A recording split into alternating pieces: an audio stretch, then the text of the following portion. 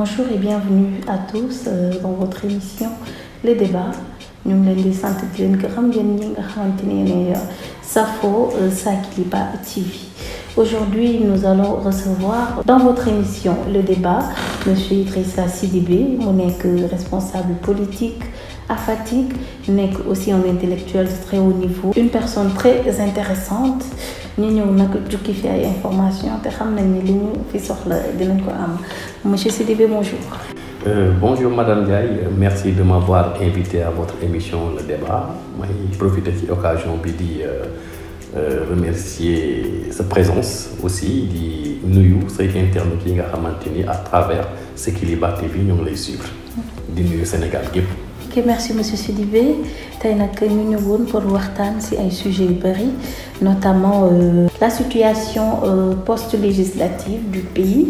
ñu wax tamit ci li nga xamante ne moom mooy avenir coalition de la coalition Benno Bokk Yaakaar, puisque déjà foofu nga bokk. Horizon 2024 bi la ñu fas yéene waxtaanee dinañ wax aussi ci ñi nga xamante ne ñoom ñooy opposition bi. Pour terminer, discuter un peu sur le bilan du président de la République. ñu jox la kàddu bi. ñu ngi lay sant encore une fois di la gërëm ci initiative bi nga am di la ñaanal aussi une réussite vraiment dans cette entreprise qui est Sakiliba. damay am mbégte ak contentement ci sujet yi nga xamante ni ubbi nga ko fi ñu war ci waxtaane bi njëkk je pense bien mooy ci la situation post-électorale près des législatives qui a vu vraiment la grande coalition présidentielle avoir donc 82 députés contre donc 56 pour la coalition Yewwi Askan Wi, 24 pour la coalition Wallu et aussi deux autres opposants qui sont parvenus donc à avoir des députés, ce qui fait en tout et pour tout donc 83 députés contre 82 suite à l'adhésion donc de Monsieur Pape Diop à la coalition, voilà, à la coalition. Donc muy une situation inédite bu am dans notre pays. Pour la première fois un parti au pouvoir d'y arriver donc à ce niveau. Voilà, effectivement mu doonoon des élections très mouvementées, coow li bëri woon lool. Na ngeen ko dundee ak lan ngeen xalaat moo tax mbir yi serré woon de la sorte. Voilà, li taxoon mbir yi serré déjà mooy la situation qui prévaut présentement, pas seulement dans ce pays mais dans le monde. Tout le monde sait qu'on est en train de traverser une crise sans précédent, une crise liée déjà à la maladie du Covid-19, mais aussi et surtout à la guerre qui sévit présentement en Ukraine entre la Russie et l'Ukraine. Ces deux événements ont bouleversé vraiment l'ordre des choses dans le monde. Et ce qui a vraiment créé des difficultés dans certains pays, et notre pays n'a pas été en reste. Donc population yi parfois dañuy yaakaar ni yenn difficultés yi c'est lié, n'est-ce pas, au président, à la gestion. Voilà, et en plus de cela, on a vu vraiment une opposition assez immature qui a vraiment versé dans la manipulation et dans la désinformation. Donc yooyu yëpp c'est des choses combinées qui ont vraiment abouti à ces résultats. Et au-delà de cela aussi, on peut noter la frustration des uns et des autres. Yoo xamante ni aussi ça a contribué à ce résultat. Monsieur Sidibé, vous m'avez mis le pied à l'étrier. Déjà ci li nga wax ci wàllum élection législative yi mu doon lu metti trop. Nan ngeen ko dundee Fatick ndax abattre ngeen fa travail bu am solo yéen ak ñi nga xamante ne ñooy seen ñoon ñi ngeen di ànd liggéey ngeen fa liggéey bu am solo. Nan ngeen doxalee ba am fa résultat yi ni mel. xam nga dëkki président de la République la Fatick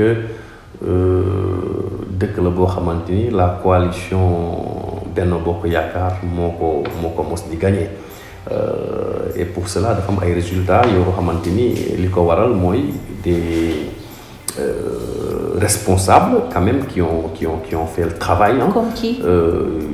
Déjà il y a le DG Birame Faye. Parce que man su may wax ci moom laay tàmbalee moom laay liggéeyal politiquement. C'est mon leader politique et mon patron institutionnel aussi. Et vraiment, ensemble, nous avons abattu avec le maire et l'ensemble des responsables de Fatick un travail extraordinaire qui nous a quand même permis de sortir haut les mains, comme d'habitude à Fatick, durant ces élections.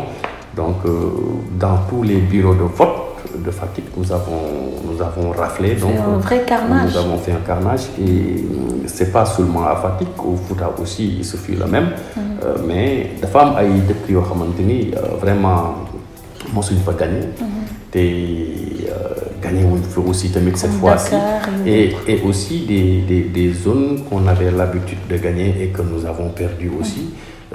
Et le lieu plus favorable, c'est dû à des situations aujourd'hui, c'est des situations indépendantes de notre volonté. D'accord. Donc, nous restons toujours dans le sillage de la coalition Benno Bokk Yaakaar. Nga xamantene yéen a ngi jëm horizon 2024 instant bi nii yan perspective ngeen di teg. Déjà perspective yi xam nga son excellence a pris la décision de revoir son gouvernement. Déjà yooyu ci ay perspective la bokk.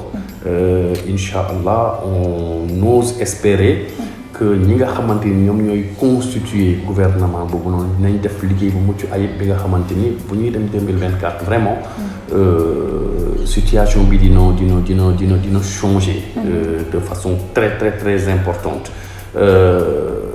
Ñu aussi bëgg ndaw yi nga xamante ni ñoo nekk ci parti bi nekk ci coalition bi ñu gën leen dooleel parce que xeex bi xeexu ndaw la. ndaw yi ñooy avenir. ñooy avenir déjà man je ne dirais pas que la jeunesse c'est l'avenir mais c'est le présent. C'est le présent. Gis nga aujourd'hui au niveau de l'opposition tu ne verras que des jeunes. Et pour faire face à des jeunes il faut des jeunes dignes de ce nom, c'est-à-dire qui sont calés intellectuellement et am nañ xam-xam bi am nañ matuwaay bi am nañ engagement bi am nañ loyauté bi envers le président et c'est pas ce qui manque au parti, c'est pas ce qui manque à la coalition. Le président de la République aura tout donné, il aura tout fait pour la coalition, pour le parti et pour le pays. À ces jeunes de s'engager, mais balaa ñoo engagé wu il faut ñu jox leen cette possibilité. Donc nous invitons vraiment le président à donner beaucoup plus de responsabilité à ces jeunes qui sont dans ce parti. li ñuy wax rek ndaw moom ndaw mën a jàmmaarloog moom donc mu doon tamit jeunesse boo xamante ne bu dynamique topp ci ginnaaw ki nga xamante ne mooy président Macky Sall di xeex nag bu dëgg bëccëg ngir mu mën a am lépp li nga xamante ne moom la bëgg. bu loolu weesoo ñu ñëw ci ñi nga xamante ne mooy opposition bi lan nga ñu mën a wax nan nga gisee opposition bi. Malheureusement opposition Sénégal franchement man daf ma xaw a jaaxal au fait. C'est vrai que c'est une opposition qui, durant ces dernières élections, a un certain résultat. Mais la façon de s'opposer au Sénégal pose problème, même s'ils ont ces résultats. Parce qu'au fait, opposition, pour mon proposition, au fait, une opposition ne doit pas être une opposition nihiliste, n'est-ce pas? Une opposition doit être responsable et mature. Mais lii xew Sénégal ak suñu opposition bi nga xamante ni dañuy wax tey lii suba ñu wax lee dëkk ci manipulation dëkk ci contre-vérité uniquement pour gagner la sympathie des Sénégalais.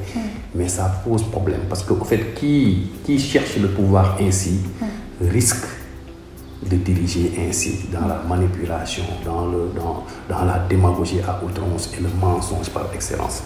C'est des choses à éviter et malheureusement dans l'opposition sénégalaise actuellement man seetlu boobu laa ci am na nag ma ci naw ñoo xamante ni seen xam-xam naw naa ko seen engagement au fait vous me ferez citer des noms bëgguma woon dugg ci yenn détails mais je vais prendre le cas de Pape Djibril Fall. C'est un jeune boo xamante ni bi il est correct am na xam-xam ci li muy yëngu te duñ ko dégg ci yenn yi ay wax yu ñaaw mais opposition boo xamante ni taal jàmmaarloo xeex saaga mais loolu mosul am Sénégal mu ngi doog am Sénégal te quel que soit le résultat que cette opposition a bon en fait moi je pense que mérité wu ko parce que c'est pas comme ça qu'on doit chercher un pays le président de la République Macky Sall nous a appris à s'opposer en s'opposant de fort belle manière au président Abdoulaye Wade jusqu'à le renverser en 2012. mosuñ ko dégg mu xuloo, mosuñ ko dégg mu xeex, mosuñ ko dégg mu taal, mosuñ ko dégg mu saaga. Et de cette même façon, il est en train de gérer le pays dans le silence et les résultats s'occupent du bruit. Mais bu fekkee ni opposition dafay nekk di saaga di xuloo di xiiroo di ñaayoo mais ñun dañuy am problème. te opposition bi vraiment ñun ñu ngi leen di inviter à plus de retenue, à plus de maturité, à plus de citoyenneté pour le bien-être. Et seen leader bi nga xamante ne moom mooy Ousmane Sonko lan nga ñu mën a wax ci moom.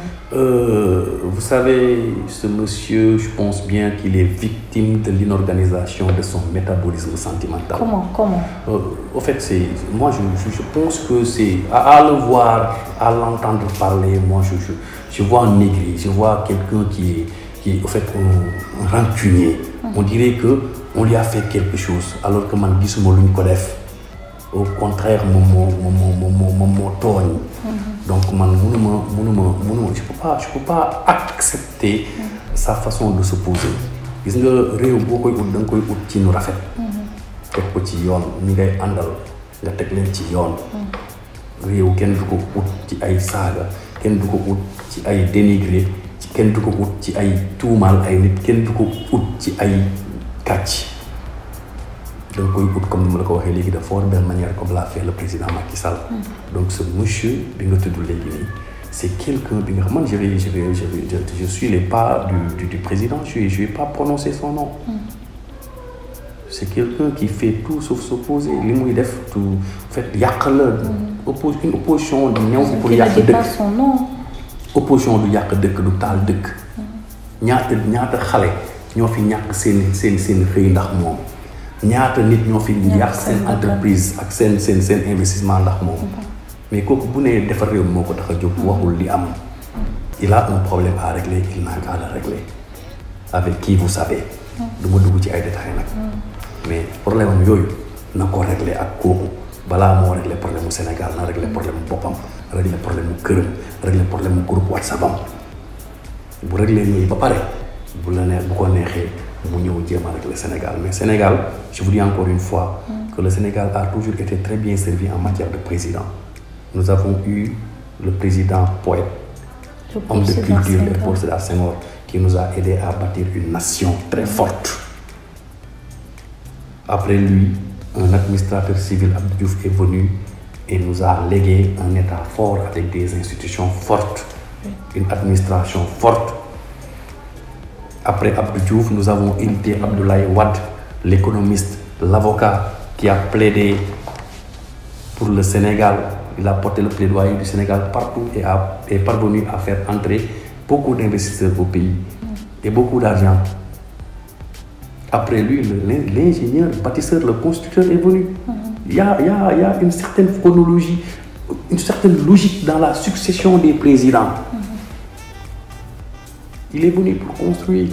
On a une nation forte, un État fort, de l'argent. Ce qu'il est, c'est un ingénieur, bâtisseur, un constructeur. Et c'est ce qu'il est en train de faire depuis son accession au pouvoir en 2012. Pareegul nag li muy tabax.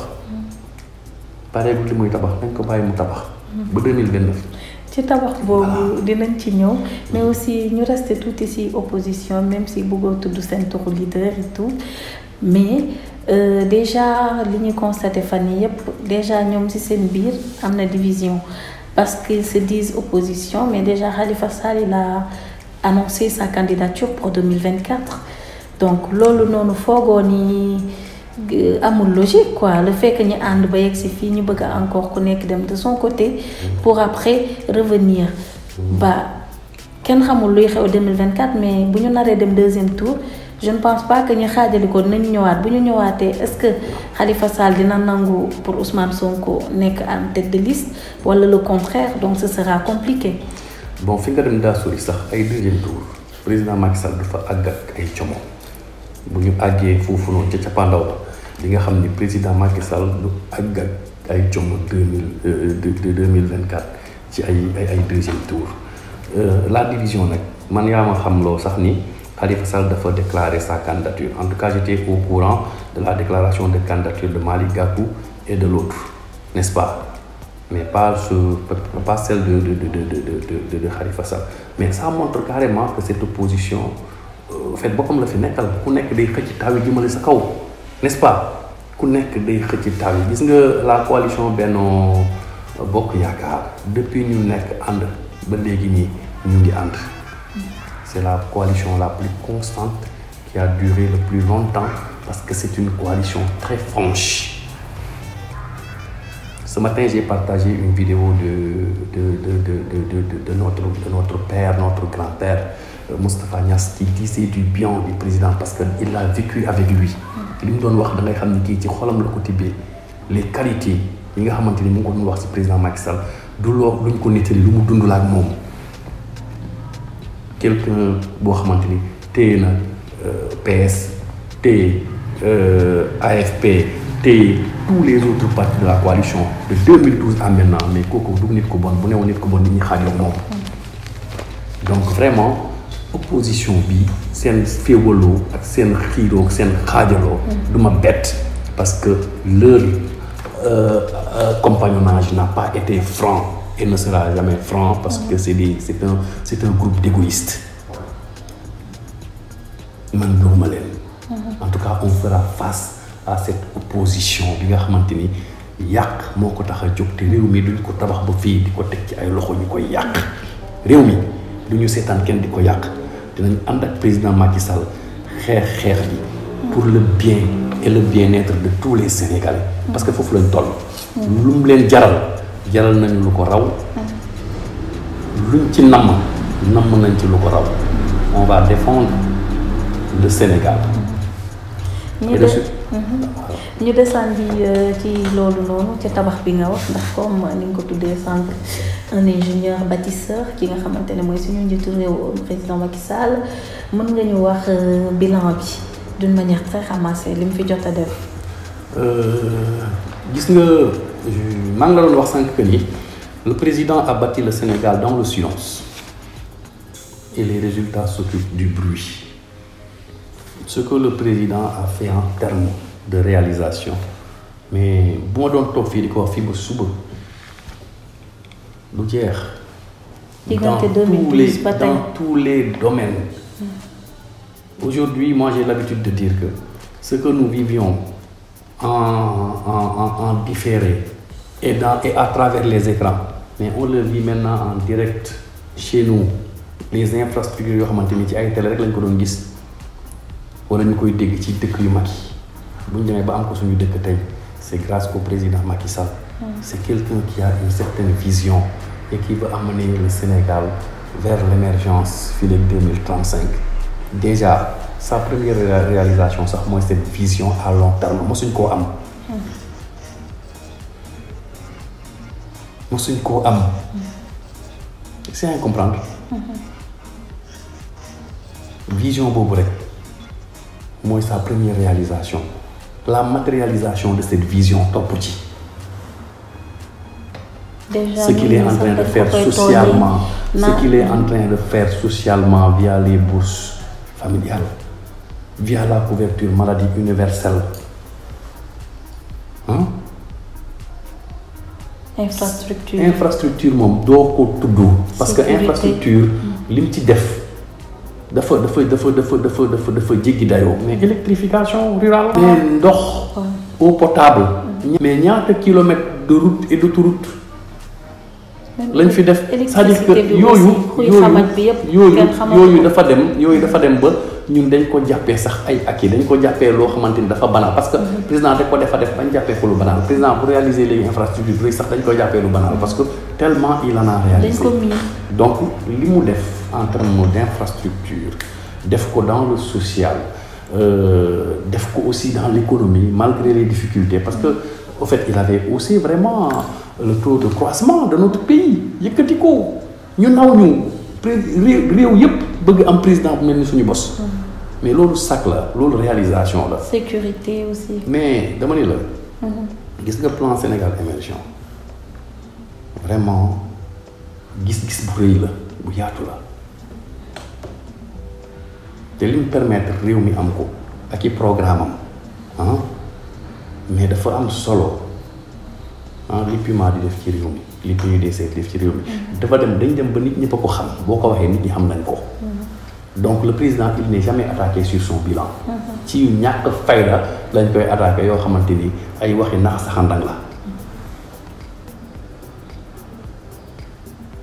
si la constitution lui permet d'avoir un mandat en 2024 rien ni personne ne pourra l'empêcher rien ni personne xanaa moom mu ne bëggul demut mais bëgg na constitution bi ne ko mën nga ko conseil constitutionnel validé ko mais dafay dem te day gagné ñu xool kan mooy taxaw du kenn si ñoom ñi taxawoon fii ne le président a droit à un troisième mandat selon la constitution ñoo taxawoon fii devant les Sénégalais wax ko nañu am kilo wu taxawaat devant les Sénégalais confirmer ko mais bu ñu toog di utiliser les Sénégalais naan leen voilà troisième mandat dañ ko fi aaye kan moo ko fi aaye l'obéissance à une loi conseille librement prescrite et la liberté et c'est ça la démocratie li yoon wax loolu la ñuy topp bu yoon ne mën na dem te mu bëgg a dem day dem kenn du ko téye président Macky Sall mosul perdre ay élections et c'est pas en 2024 qu'il va les perdre